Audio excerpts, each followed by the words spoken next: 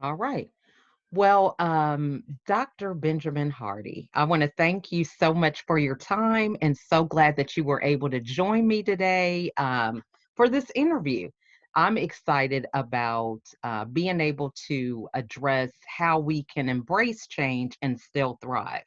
So, this is something that's very prominent just in different stages of people's life, I'm sure, as they decide that they want to transform, some things that may not be serving them and they want to move forward in life. So before we dive into that topic, tell us a little bit about you. You have a book that you're thinking of or that you're working on and everything. So let us know how we got to this point and what's going on with you. Absolutely. So I'll give a few little details of the background. Like high level perspectives. I have a PhD in organizational psychology. Got that at Clemson, which is not too far from you. Hmm. During my first year of my program, my wife and I became foster parents of three kids who were from kind of the Clemson area.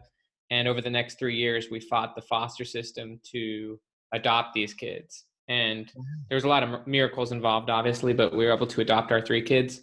And then a month later, my wife became pregnant with twins. So it was Oh, it, it was a wild journey. So in early 2015, we became the foster parents of these kids. By 2000, in February of 2018, some of the laws changed in South Carolina, which allowed us to adopt the kids. So this was in February of 2018 that we adopted them, and wow. then the twins were born in December of 2018. So we had tried to get pregnant for years, and obviously it can be cliche, but we went from 0 to 5 kids in 2018, and yeah, I mean, during that time, actually, from 2015 to 2018, my blogging career and my writing career really took off, and I was the top writer in the world on a platform called Medium.com. Yes. And yeah, I mean, that's a lot of it. I mean, I launched a book called Willpower Doesn't Work in 2018. Hmm. Now I'm about to launch my next book, which is called Personality Isn't Permanent. And we now live in Orlando, Florida. My wife's a big Disney buff. That's kind of more of the recent developments. Obviously, there has been some crazy experiences I had in my childhood, crazy Hmm. traumas and things that led me on my path. But that's kind of a quick little overview of where I'm at and who I'm at. That is so awesome. So, what were the ages of the kids? I'm attracted with these kids because I have 15. So, for Yeah, me yeah, to no, no, no. When I hear, heard your story, it was blown away. By the way, my mom came from a family of 14. So wow, that's you know, awesome. you and your 15 kids, I've got, I think it's absolutely incredible. And I think that parenting is such a transformational experience and such uh, an amazing thing. But yeah, so the kids, when we got them, they were all three siblings. Hmm. 3-year-old boy named Logan, 5-year-old Hmm. girl named Jordan, Hmm. 7-year-old boy named Caleb. So they Okay. were 3, 5, and 7 when we got them. My wife and I were both first year graduate students, had never parented before, didn't know what the heck we were doing, just thrown into the fire with these three kids. And luckily, my wife's a lot more stable of a person than I am, and she was able to hold the fort home. And it took me a little longer to adjust. But, over the 3 years that we fought the system, and had to like Hmm. try to adopt these kids, we really changed, and we really, I myself can speak for myself. My priorities shifted. My Oh, yeah. perspectives, my values shifted. The things I care about shifted, and I learned to really invest in these kids. And now we've got 5 kids. We got two little twin girls who are, just walking. They're 15 months old Oh, now, and yeah, things are interesting.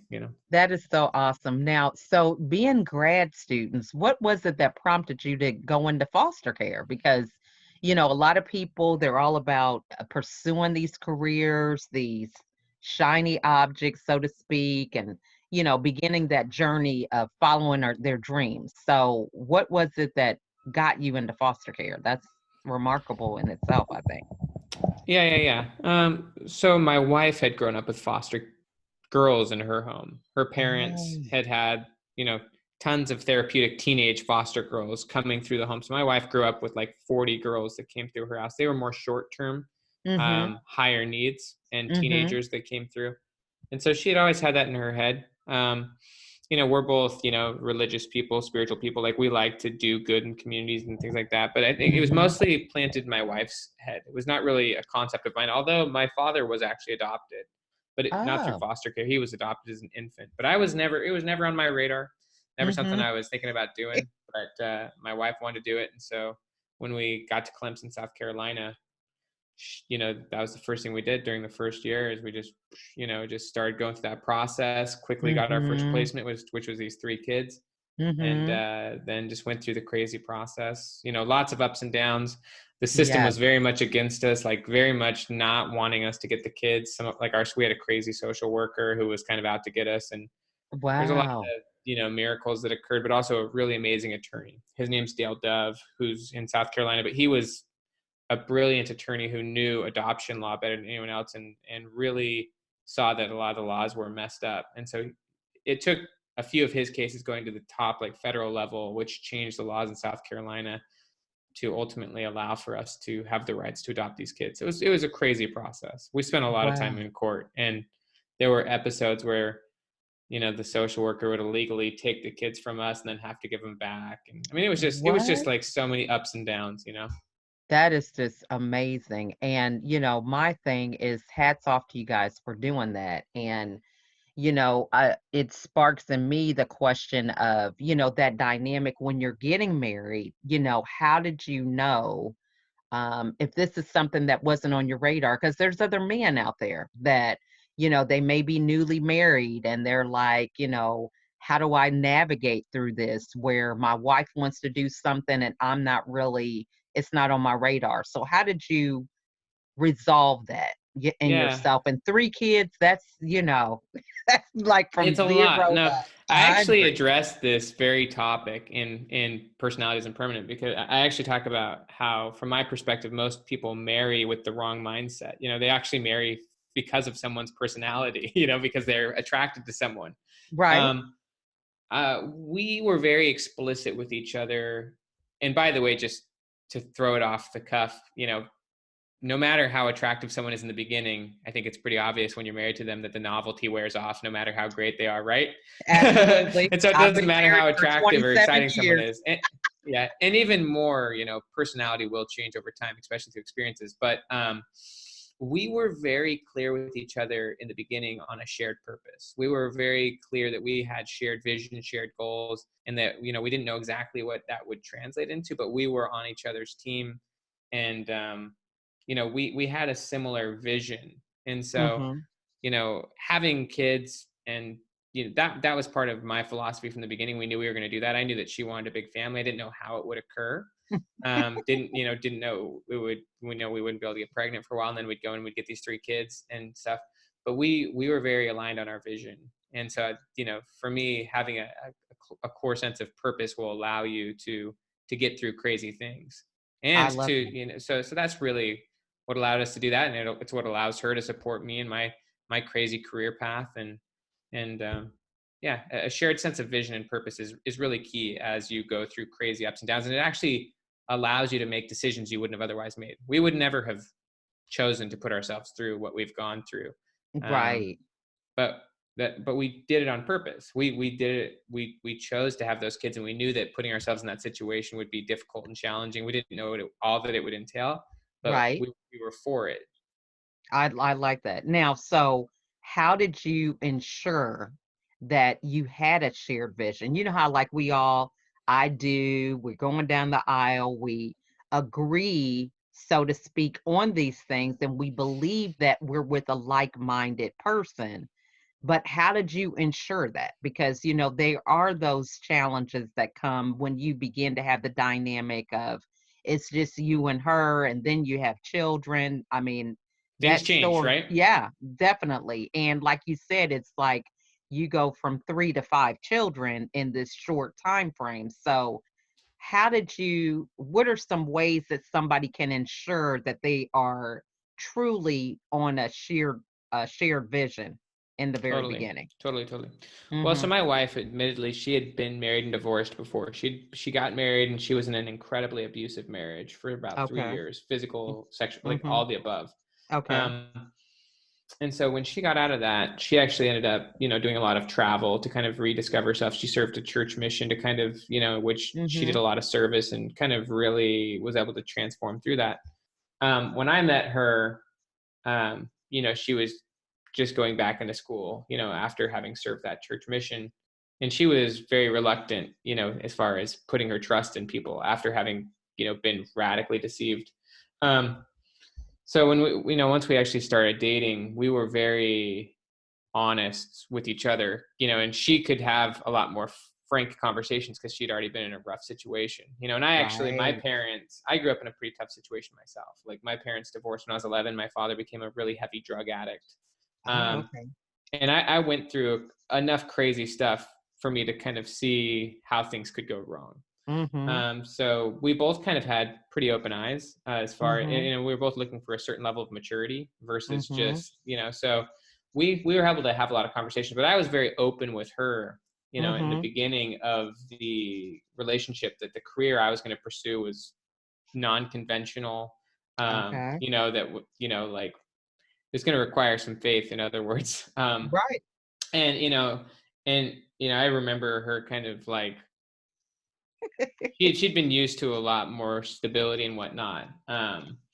And so, we were just very open with each other, and we were laying out the vision. And, my family would make fun of the situation because she very much wanted to have a huge family, and so like Oh, we knew that she wanted a lot of kids and stuff like that. And that wasn't necessarily my initial goal, but again, I'm pretty open. And right. also, I believe in growth, change. I believe in living with purpose. And so Mhm. we kind of were blunt and honest with each other from the beginning. And we didn't go, it was like from the first conversation of the first date, she laid out that she had been divorced, and like, it was just like we were honest with each other rather than wasting each other's time. And we didn't need, and we had fun together. We did a lot of fun dates and stuff, but it was like, Mhm.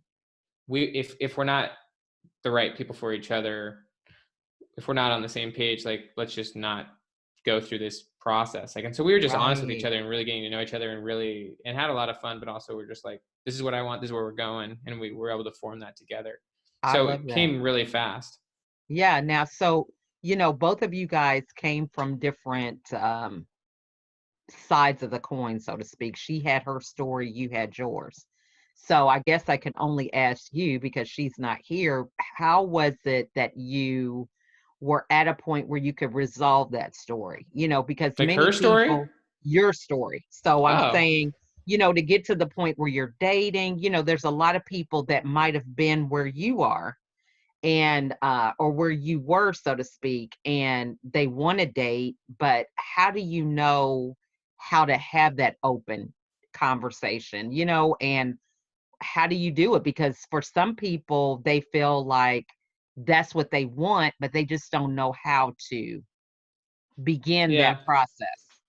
Yeah. I mean, I'm a big believer, like, when the why is strong enough, you figure out the how. And so, like, Oh, I was good. very clear that I wanted to get married at that point, and I was pretty Mm-hmm. young. I was 24. She was like a year and a half older than me, but I Okay. had been doing a lot of dating.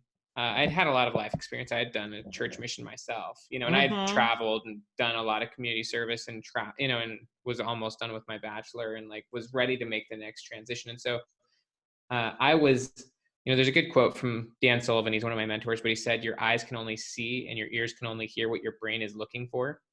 Mm. Have you heard that before? No. So in psychology, we call that selective attention. Okay. Think about it this way: like, when you buy a new car, you start to see that car everywhere. Right, right. So like your brain only, you're filtering so much information at once that your brain only selectively and consciously notices the things that are relevant, or that perceives to be relevant. This is actually one of the reasons why it's not healthy to actually overly assume labels, whether it be like Okay. introvert or, because then you create tunnel vision. I Um, see.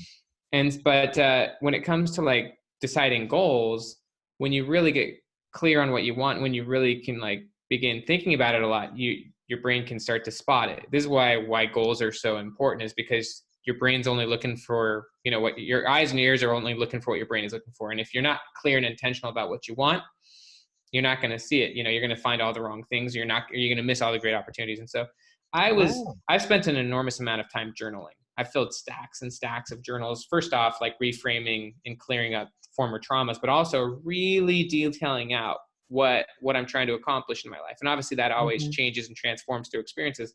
But I was pretty clear on the type of person I wanted, the type of life I wanted. And I'd spent a lot of time living intentionally. And it's only by Mhm. thinking intentionally, living intentionally, crafting out, and beginning to see things that you can start to actually train your brain to like notice what you're looking for.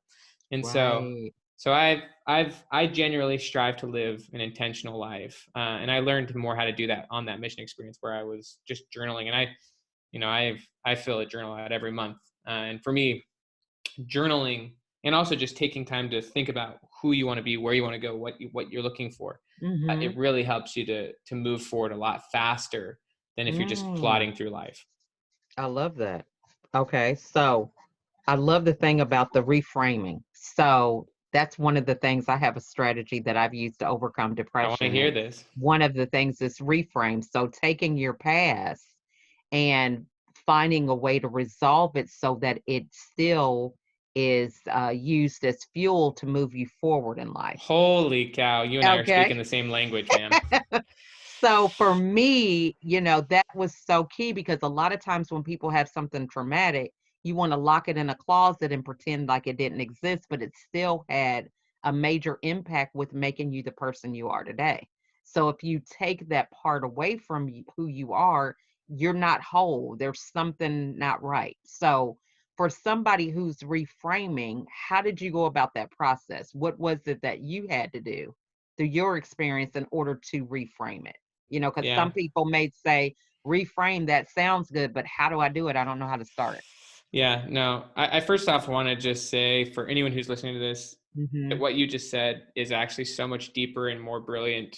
It could easily be passed upon, as far as that you actually have the choice. This is actually like neuroscience and like psychology. Like this is proven. You actually have the choice how you remember something. And Wow. memories can be changed and narratives can be changed so that the past is viewed from a fundamentally different perspective. So Mhm. I'd like to kind of explain very briefly like how this works, and then I'll explain like key principles for how to do it. So Okay. um, like memory is not like a filing cabinet. Any Okay. view you have of the past is not objective. It's very much a perspective. Okay. So there's a quote from Stephen Covey. He says, "We see the world not as it is, but as we are." Okay. We see the world very subjectively, but that same quote can be used for the past. You don't see the past as it is, but you see the past as you are. Okay. Okay. And other people have different perspectives, and even you probably have different perspectives than you formerly did. Like Yes. I'm sure you can look back and think of things that you once saw a certain way, but then when you learned something, or you began to see things differently. Maybe when you had kids you started to like look at your past differently and maybe be less judgmental about your own parents. and so Absolutely. and so the idea is that how you see the past is actually more a reflection of where you're currently at as a person. And the big Okay. problem with trauma is that when you have a traumatic experience, if you don't resolve it, then what Mhm. happens is you create what's called a frozen personality, where you still, so the event could have happened a year ago, could have happened 10 years ago. But if Mhm. you haven't gone back and processed it and actually reshaped the meaning of it, then what that means is that you're still seeing the experience, even if it was 10 years ago, from the initial reaction that you had. And that initial Mhm. reaction was obviously negative. It was an emotional experience. And then because you haven't discussed it and processed it, and because you're avoiding it, it's now shaping your entire future. Like the past Okay. is best when it's information, not emotion. And if I it's love and if that. it and Say if that again trauma, now. The the past. past the past is best as information. Mm. And it's only information if you've neutralized the emotion. But if it's still emotion, meaning you haven't neutralized it because you're still avoiding it, you're not talking about it, you've put it in the closet, then what that means is if it's still emotion, and if it's emotion, then it's literally shaping not only how you're acting now, it's your personality and who you've become is like a coping mechanism for avoiding it, for dealing with it. And you've now your future is being directed by the emotions of the past. You don't want that. Wow, that's Um, deep. That's good. and so obviously you need to go back. You need to, Mhm. journaling is a great place to just start writing about the experiences that have been the hardest for you. Maybe the experiences that you don't want to talk about, the experiences you don't want to deal with. Um, so by actually even just pulling up a memory, you change it. So there's a concept called the observer effect. And basically the Right. observer effect means that you can't look at something without changing it. And so when every time you pull up a memory, you can change elements of it because aspects of the current context are brought in. Okay. I will tell a quick story just to Yes. bring up a point, and then I'll explain. So this is a Okay. story about my mother-in-law, but basically the core of this story is that context is key. Okay. um, Okay. so my mother-in-law was recently working out in the gym, Mhm. and there was a very overweight woman in the gym, like very Mhm. overweight, and she was wearing very tightly fitted clothing. And it was kind of Mhm. like, you could, like, my mother-in-law could tell people were kind of judging this woman, you Right. know? It's a little awkward for some Mhm. people. Well, my mother-in-law ended up working out right next to this woman, like on a Mhm. machine or something, and she started talking to this woman, and she found out that in the last 6 or so months, this woman has lost 150 pounds. Wow. So my question for you is, does that information change anything about how you see this woman? Yeah. It does, right? Yeah. Yeah. But without Definitely. that information, you could potentially misjudge this woman or see her a certain way. So Absolutely. what this idea is that with a different perspective of context, you judge the Mhm. content differently. This Right. woman was, she was the content. Like, you look at her Mhm. one way, she's not objectively just a overweight person. Like, she's a person in Right. context. And when you see the context, you view the content differently.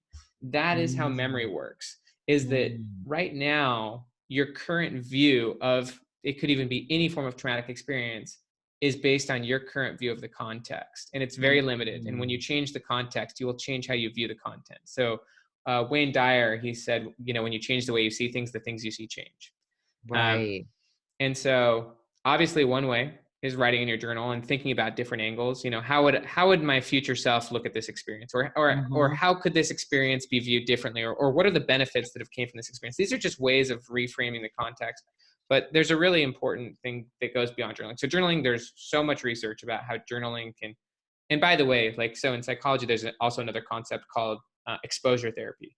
And the idea Okay. is that if you expose yourself to something enough, you neutralize the emotions. Like, if you're really afraid of, like, let's just say spiders, and, like, you put spider in your hand, you'd maybe be terrified, but if you do it 50 times, you'll start to, like, stop being afraid. Like, eventually enough Right. exposures, uh, it kills the novelty and it kills the Right. emotion. And so by simply Like thinking somebody about trying it, to do a Facebook Live or something. exactly.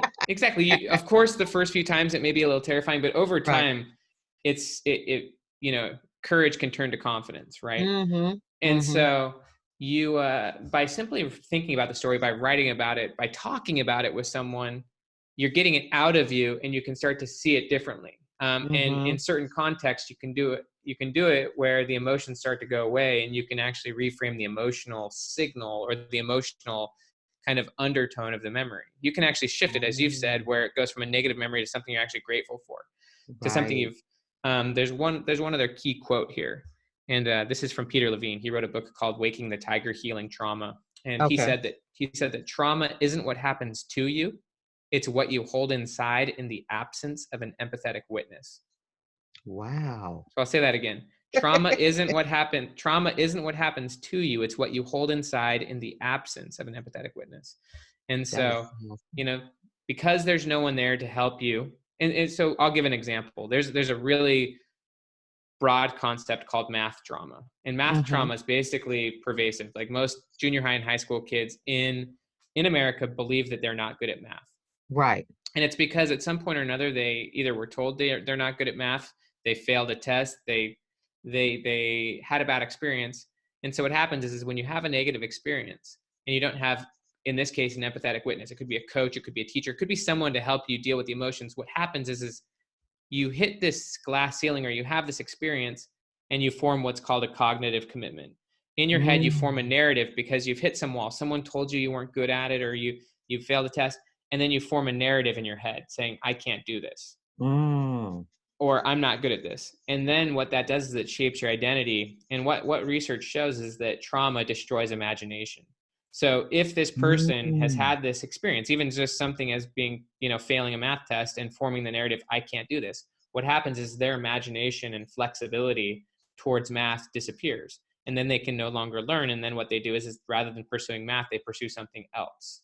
I see. That's kind of a crucial aspect of trauma, is that something happened, you formed a narrative, and now it's shaping your goals. Rather than pursuing what you really want, you're avoiding what you want, or you're avoiding dealing with the emotions, which is leading you down awkward paths that are, and becoming an awkward version of yourself. So having an Right. empathetic witness is key. This is why, actually, when you're pursuing big goals, like if you think about Olympians, they need Right. coaches because you're going to always hit a window or a ceiling And you need people to help you through reframing those experiences and turning them into learning rather than trauma. And so Wow. going back and talking to people, could be a therapist, could be a friend, could be a mentor, but and if I myself had leaders and coaches and friends who I would talk to about my former experiences, and they helped me realize, how much I've gone through, and how much I did. But also one of the key things that I did was I went back and talked to my dad, who was, in a Mm-hmm. rough place.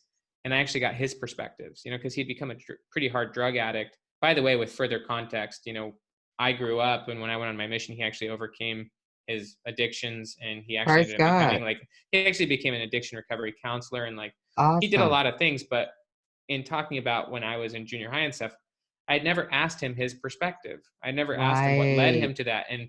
And when I got more and more of his perspectives, I became incredibly understanding of what led him to where he was at and empathetic.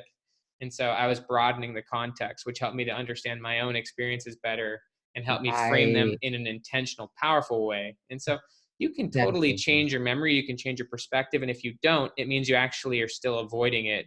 Um, if the past and your memory of it hasn't changed, it means you haven't yet dealt with it or matured from it, because Right. hopefully as you evolve, as you learn, as you grow, your perspectives develop. Right. Yeah. Like even for people to say, do you find that after you have gone through this reframing process that for some reason judgment just doesn't exist like it used to for you? Do you notice that?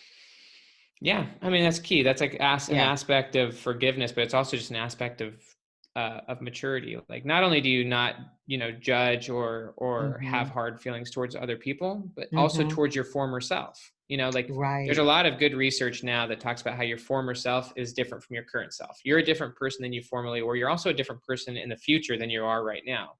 And Right. so rather than overly judging or being critical of your former self, you can be radically empathetic and understanding towards them, and you can even reframe how you view your former self, and how Right. you relate to that aspect of you.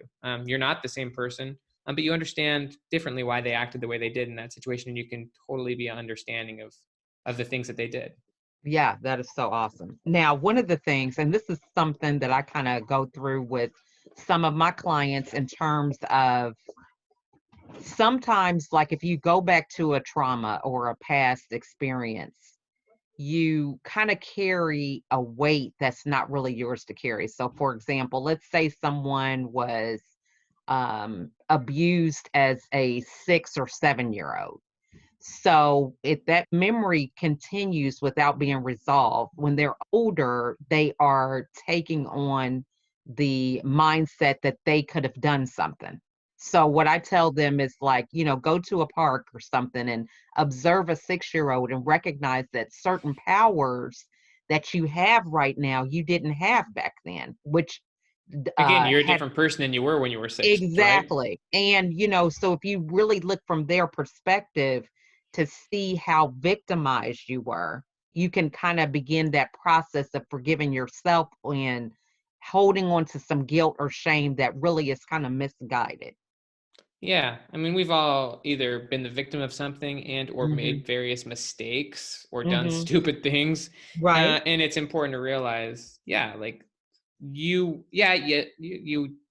in the case of making a mistake, yeah, you didn't do the right thing or something like that. But if you look at the broader context, you like I made plenty of mistakes, Hmm. and still do all the time. I Right. mean, I even think about who I was last year. There's Exactly. actually a great quote from Alain de Botton. He's the British philosopher, and he says, if you're not embarrassed by who you were 12 months ago, you didn't learn enough. Right. It's kind of funny, but I mean, I do think about it. I think about even a couple of years ago how I approached even my work or approached my kids or approached things that I now see from a different perspective. And I'm like, that's called learning. It's Yes. okay that you weren't there yet, and hopefully, I mean, one of the big things that researchers in psychology are finding now is it's very helpful, like mentally, to view your future self as someone different than you. Like your future Right. self is a different person. They're going to have a different level of maturity, different perspectives. They're going to have different values, different goals. They're going to have Hmm. different challenges that they're dealing with.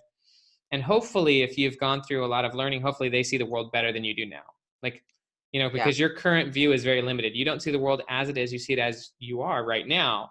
And so absolutely. hopefully your future self has better views. And if that's the case, then you can hold your current identity and your current perspectives a little more loosely. You don't have to think that your current perspective is objective. You don't have to overly defend your current self. Right. And you can be a lot more flexible to learning. One of the Yes. big challenges with trauma is that it creates emotional rigidity. You become incredibly rigid and you Mm-hmm. don't become flexible. And flexibility is essential to imagining a future self and to imagining goals, but it's also essential to learning and going through emotional experiences. And Okay. so you want to be flexible in your own perspectives and acknowledge that your current views are limited, and that hopefully in the future you see things better and more maturely. And if you do that, then you won't overly attach to things like a label or a current perspective, or attaching or overly defending your current self, because hopefully if you're learning and seeking bigger goals, your future self is going to be different than you are, and hopefully better. Awesome. That is good. Now, you dropped a lot of nuggets here. This is awesome. So the last thing I want to ask, and then give you some time to kind of express what it is that you want to share with the audience, is learning. We hear that a lot. People talk about being in book clubs and reading and all this. So what is something basic, which is the best way to learn? Because a lot of us feel that we are learning, but then we are rigid. We are, not moving further. We still have the same ideas. So how is it that we truly can practice what learning is and exercise it in a daily routine? It's essential. I mean, I'll just Mhm. lay a few principles out here. One is that your brain as a tool or as a Mhm. mechanism, whatever it is, your brain as an organ, Okay. one of the core concepts of one of the core tools or uses of the brain is prediction. We form Okay. memories and things like we form memories and we have experiences so that we can more fully or better predict the outcomes of our behavior. Okay. The brain really likes prediction. It's a prediction tool. Okay. And when you're in new situations, novel environments, or you're trying something new, your brain sends a huge flood of emotions to your body, and it's called the fight or flight response. Mhm. You go Right. through a new, you're dealing with uncertainty or challenge, Okay. Okay. and in those situations, your brain's kind of freaking out a little bit because it can't fully predict the outcomes of your behavior. Mm. Okay. And so and so your brain is going to work really hard to keep you out of new situations or trying new things, or because it really likes to predict things. Although, however, there's a concept called prediction errors, which is basically Okay. what happens when you incorrectly predict what will happen. So as an example, if a child touches a stove and it's hot Mhm. and they burn their hand, that was a prediction error. They thought that something would happen and they were wrong, and bang, a new memory was formed which then could help them. So Okay. prediction errors are basically when you learn something beyond what you thought would happen, you're surprised or something like that. You learn something new and your view of the world changes because you had a hard learning experience, or just a good learning experience. And so Okay. what research in psychology shows is that as people age, they become increasingly less open to having new experiences. They avoid novelty. They avoid getting new perspectives. They become incredibly narrow, rigid, and Mhm. dogmatic in their views of themselves and the world. It's Okay. why it's that whole quote: "You can't teach an old Old dog new dog new tricks." tricks. Yeah. When you're a child and when you're growing up and you go through a lot of first time experiences, the first time Mhm. learning math, the first time driving a car, the first time going on a date, the first time getting a career, and then usually what people stop doing is they stop having first time experiences. They stop doing new things. Mm. And as a result, their life becomes increasingly repetitious and routine. And as a result, their identity becomes overly solidified. Mm. And their brain stops learning powerfully things. And so obviously doing new things, having new experiences, but I would also say as part of that, and kind of connecting it back to our conversations on journaling, intentionality, like Mhm. setting a goal, thinking about what you genuinely want, and then actively pursuing that. Mhm. If you're pursuing and striving for a future self, what that means is that you're acting different from your former self. And Mhm. there's a lot of good research that talks about how there's a concept called peak experiences. Peak experiences are essentially learning experiences, Mhm. but they're moments where you see the world afresh. There's a quote that says, "A mind stretched by a new experience can never go back to its former state." And Mm. so those type of experiences are impossible with a passive attitude. They're only possible through intentionality, by pursuing something new, by seeking new experiences, by courageously trying something new, or by being around new people, or by having new experiences, but intentionally towards a goal. you will have those types of peak experiences, which build confidence, create, increase flexibility, and ultimately allow you to have, better perspectives of yourself and the world. And so Mm, you want to be intentional, and be honest about what would be a great goal to pursue. What would you ultimately want if you weren't afraid to pursue it or afraid of what other people thought? mhm. And then to start pursuing that and learning from that perspective. And through that, you're going to actually have huge transformations and huge learning. I mean, That's awesome. yeah. And then you can adequately say that, who you were 12 months ago is not the same person you are today. And, Absolutely. and and if you've gone through enough, true learning is often more emotional than intellectual. Yeah, you can read a good book and that can open up your eyes, but Wow. by going through hard things and breaking up the emotions, that's Mhm. how you really start to reframe things. I mean, me and my wife having 3 kids, we had to have some really hard days. Sometimes your best learning is like when you're going through a hard moment, because it Isn't really that right? forces you. It forces you to change something. I mean, I'll just give one example. Like, Mhm. so a lot of who you are is based on what you currently prefer, and it's also based on what you currently tolerate.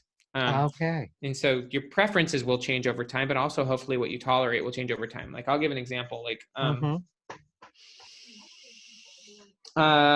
Like sometimes because I write, professionally and for a lot of different outlets, like a lot of people want me to write about them, like on Forbes or like on a big platform, and like Right. Okay. sometimes people will like aggressively try to get their agenda accomplished by trying to get my attention.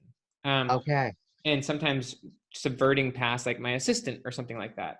And recently Mm. there was this guy who has been, really wanting me to write this article about him, and I've said, email my assistant and she'll put you on my calendar whenever I can. I'm in the middle of writing a book, so it's going to be a while. Right. and anyways, my assistant gave a time, sometime like a month or two in the future, and then he went around her and started texting me and stuff, and it Oh, really frustrated me, and it was like the last straw. Like this has yeah. happened a lot, but I said I'm not going to do this anymore. Like it basically he burned through my tolerance level, and Right. and now it's no longer something I'm willing to tolerate, that kind of stuff. And so like, sometimes it takes a lot longer to learn a lesson than it should. Like the whole idea of Right. lessons are repeated until learned. But if you're still tolerating things, that are obviously not helpful towards you or towards your goals, um, Mhm. then you're not going to change. But at some point, uh, you know, if you're really striving to improve your life, at some point you'll start to see that you can't deal with these things anymore. You can't deal with what you used to deal with. You're not going to tolerate things you used to deal with. And and once you have that, then you've really started to learn. Like once you start saying, nope, not doing that anymore, that's a good sign of learning. That's good. Yeah, so it's like, you've established a boundary. Yeah, Before it's that's what like it you didn't is. have You've any. established a standard as well and a boundary, Right.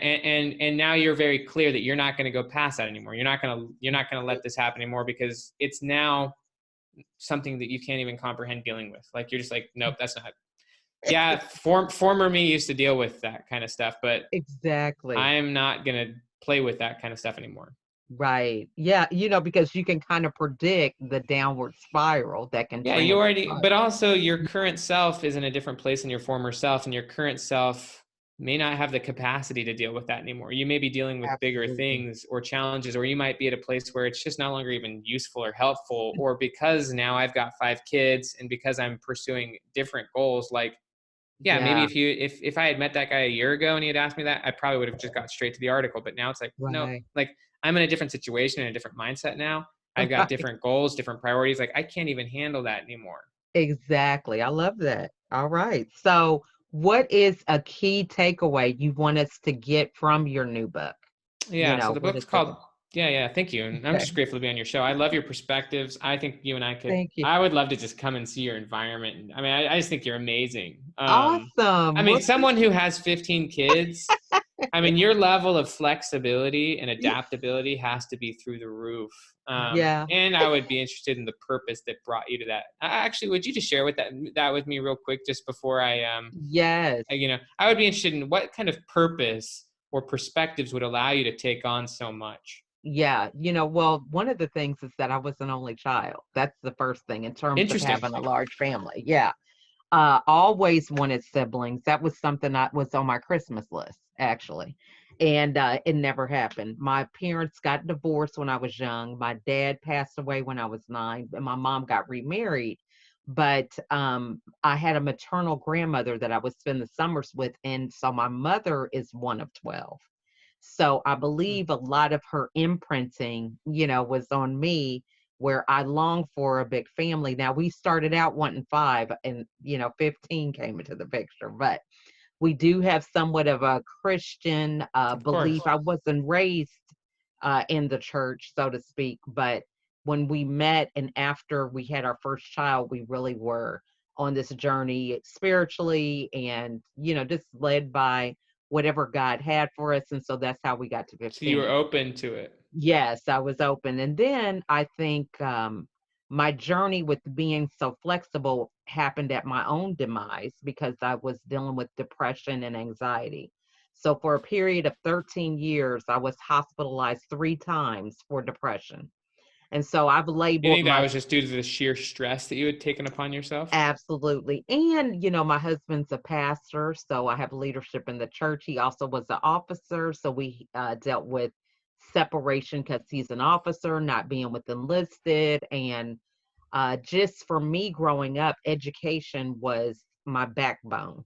I thrived on recognition and, making good grades. I was in gifted classes. So I thought I could apply that principle of hard work to my family in order for it to be, getting that validation from other people and seeking that. So I went into this mindset of thinking if I'm doing something good, really attaching my value to the role that I was playing. And some of these roles were not in my control.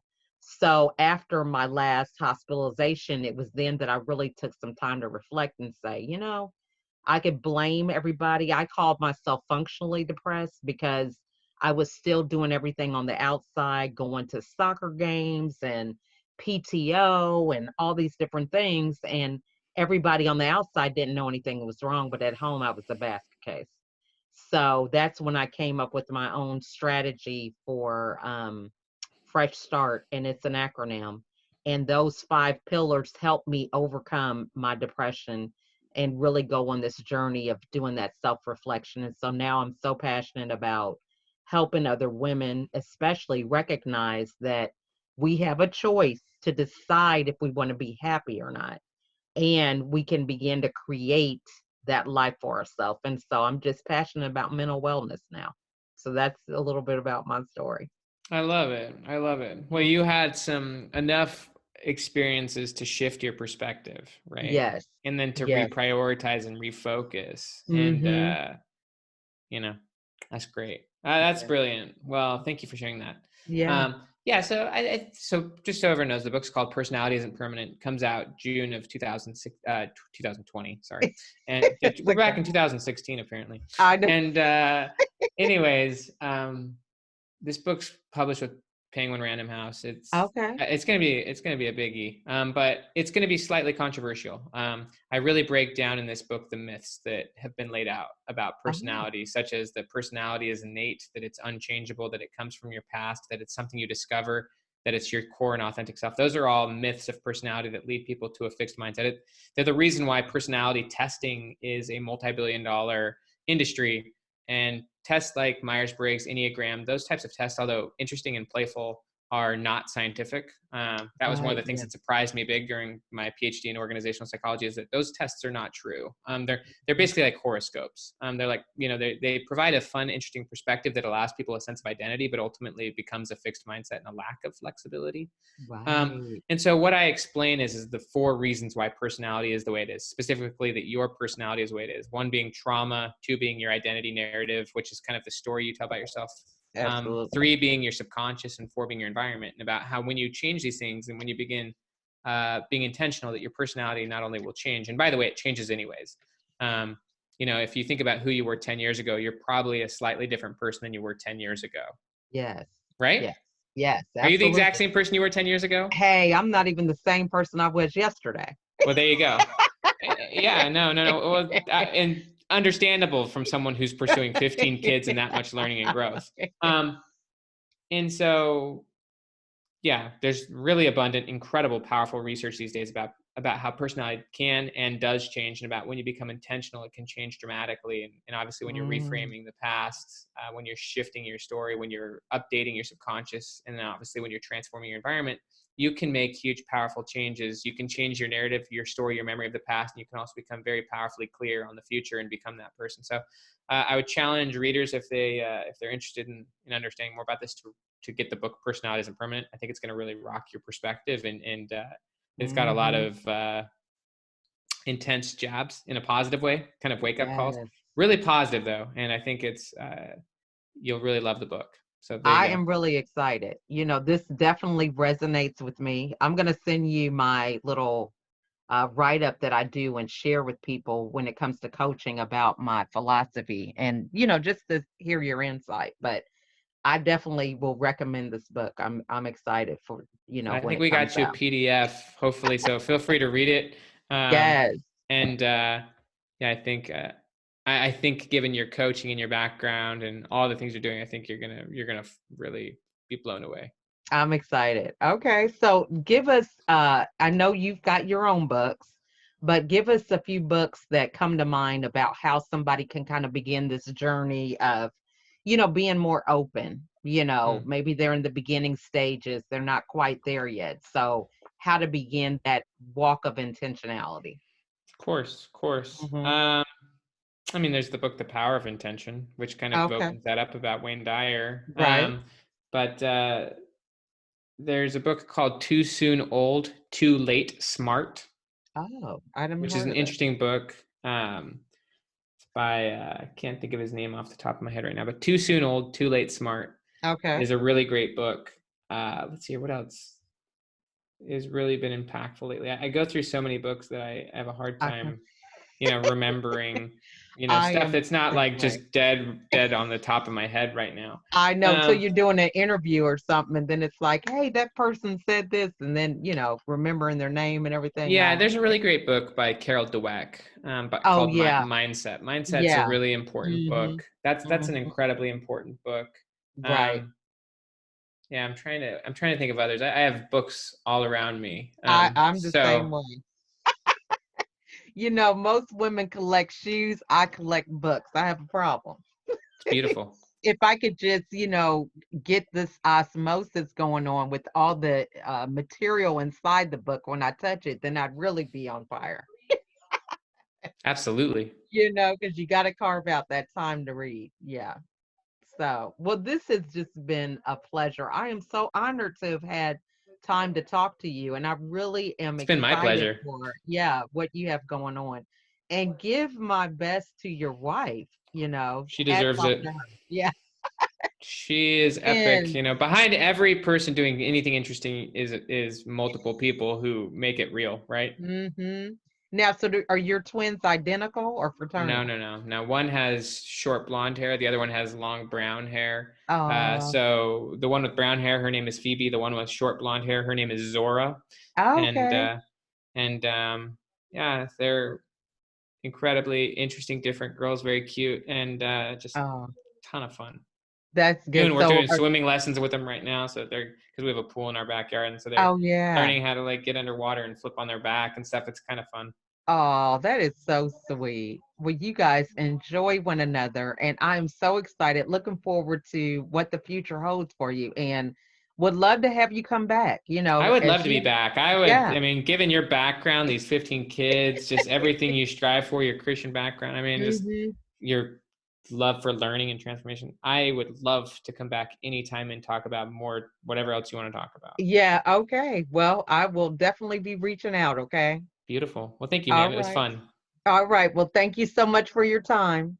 Okay. See ya. Have a good day. Bye-bye.